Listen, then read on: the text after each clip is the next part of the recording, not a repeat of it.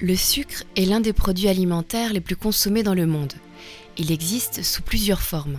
Le glucose, que l'on retrouve à l'état naturel dans les fruits, les légumes, les céréales, le miel et les noix. Le fructose, que l'on retrouve également dans les fruits, le miel, le sirop d'érable et la galactose, que l'on retrouve dans le lait. Mais sa forme la plus concentrée se trouve dans la canne à sucre et la betterave, qui après transformation devient du sucre tel que nous le consommons.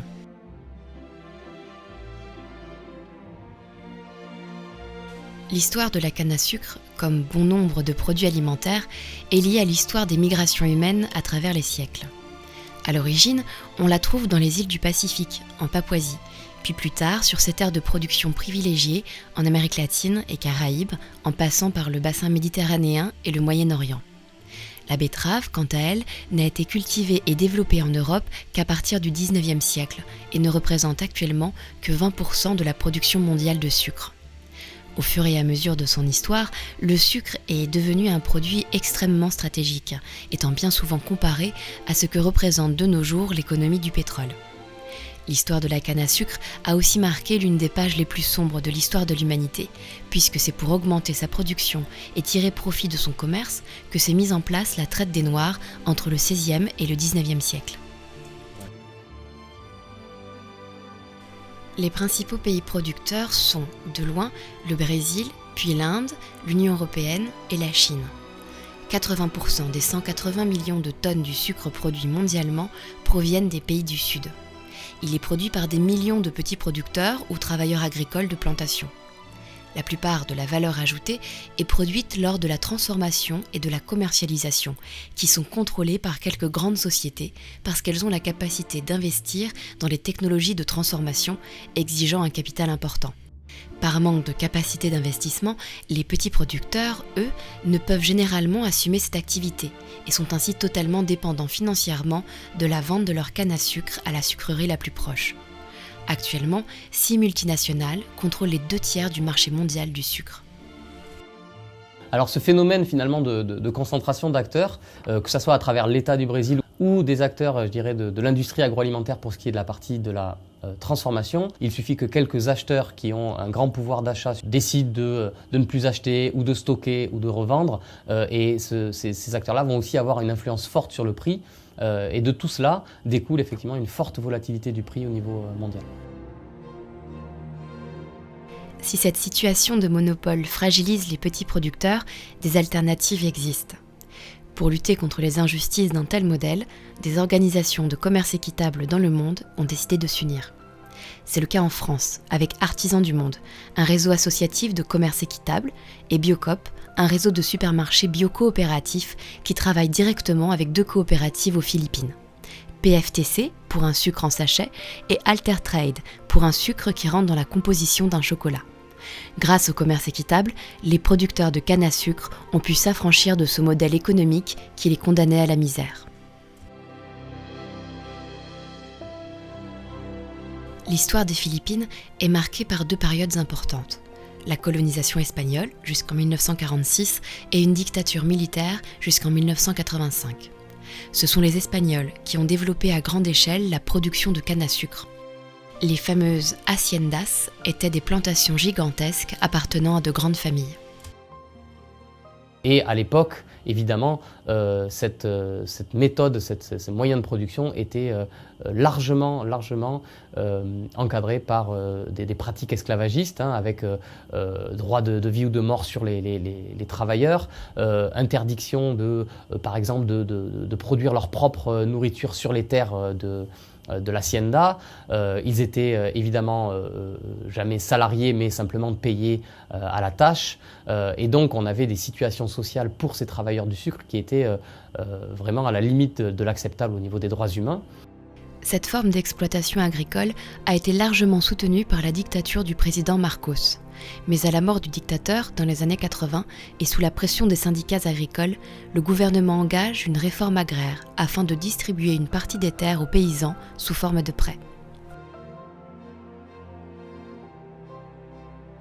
Et donc c'est tout l'objet d'Altertrade de dire on va essayer d'accompagner les producteurs, ces paysans qui sont nouvellement dotés de foncier, c'est-à-dire qu'il faut les accompagner, les faire passer du statut de salarié agricole à celui d'exploitant agricole. C'est-à-dire qu'on va leur proposer de travailler et de mettre en commun les terres qu'ils ont obtenues pour les travailler ensemble au bénéfice de tous.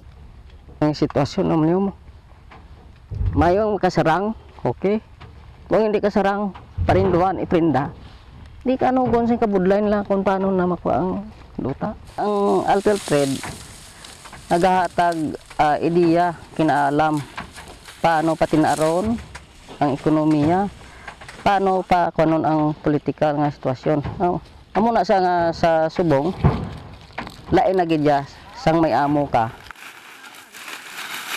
Par ailleurs, nous travaillons avec une autre organisation de producteurs qui s'appelle PFTC, Panay Fair Trade Center. PFTC, c'est une organisation qui regroupe 5 organisations de producteurs sur l'île de Panay, qui regroupe à peu près 300 producteurs. Et l'objectif pour Panay, ça a été d'accompagner chaque organisation dans le processus complet de production du sucre Mascobado.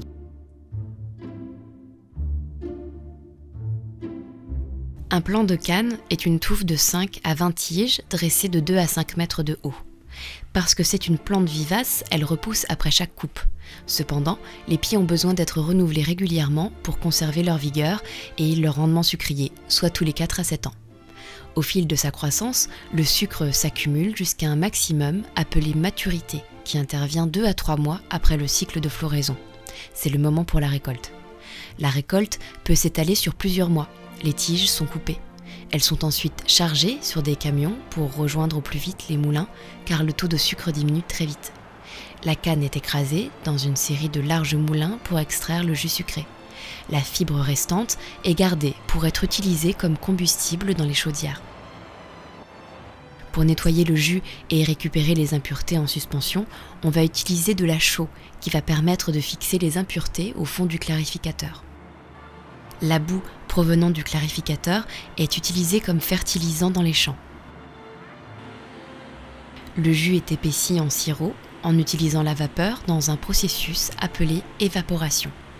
On va ainsi passer d'un jus initial à 15% de sucre à une liqueur de sucre saturée proche de 80% de sucre. Le sirop est placé dans une large cuve pour être bouilli et obtenir une masse permettant la formation des cristaux. À l'issue de ce processus, on obtient des cristaux de sucre roux prêts à la consommation. C'est du sucre Mascobado, donc c'est du sucre brut, non raffiné, ce qui lui donne d'ailleurs une caractéristique gustative et, j'aurais tendance à dire aussi, sanitaire particulière, puisque nous avons un sucre qui n'est pas raffiné, qui est donc plus riche en oligo-éléments. Et c'est d'ailleurs l'orientation technique qui a été choisie par nos partenaires aux Philippines, qui aujourd'hui produisent de la canne à sucre de manière totalement biologique, avec beaucoup de pratiques manuelles, de main-d'œuvre et une fertilisation uniquement organique sur la production de canne à sucre.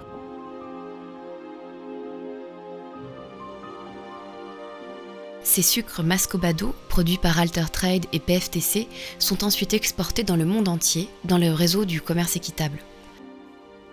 En France, le sucre est importé par Solidarmonde, une centrale d'achat créée par Artisans du Monde. Il sera revendu dans le réseau de distribution de l'économie sociale et solidaire, spécialisé dans le commerce équitable. C'est le cas des boutiques Artisans du Monde et des magasins Biocoop. Biocoop, vous ne le savez peut-être pas, c'est près de 400 magasins en France. C'est un réseau coopératif qui a maintenant 30 ans cette année. Nous sommes une société coopérative avec dans le collège des sociétaires aussi bien des producteurs et des transformateurs, des associations de consommateurs, des salariés aussi bien du réseau des magasins Biocoop que des services centraux Biocoop. Une Biocoop est pour une bio, mais une bio alternative, une bio militante, une bio porteuse de sens. Ça, c'est très important pour nous. Manger bio, c'est aussi contribuer à la santé de la planète, la sauvegarde de l'eau, la sauvegarde des sols, c'est faire en sorte que les paysans qui cultivent ne soient pas malades, au-delà du fait que c'est meilleur pour sa propre santé. Il y a une démarche globale dans le fait de consommer bio. Et donc, dans les magasins Biocoop, nous avons de nombreux produits d'artisans du monde. On a donc les chocolats qui sont délicieux, on a également de la quinoa de commerce équitable, bien sûr, et on a donc du sucre Mascobado qui est produit dans les Philippines et qui là aussi permet une émancipation des petits producteurs. Donc je me dirige vers le rayon sucre pour vous montrer le sucre Mascobado. Donc ce sucre-là, c'est un sucre artisan du monde. Il vient des Philippines de petits producteurs. Voilà, et ce sucre donc, se caractérise par sa forte teneur en vitamines. Donc il y a la vitamine C, la vitamine A, des vitamines B, contrairement au sucre blanc raffiné qu'on pourrait avoir à partir de betteraves françaises. Et ce sucre, il va permettre à des petits producteurs philippins de retrouver leur souveraineté alimentaire. Donc ça, c'est super important. C'est un sucre porteur de sens.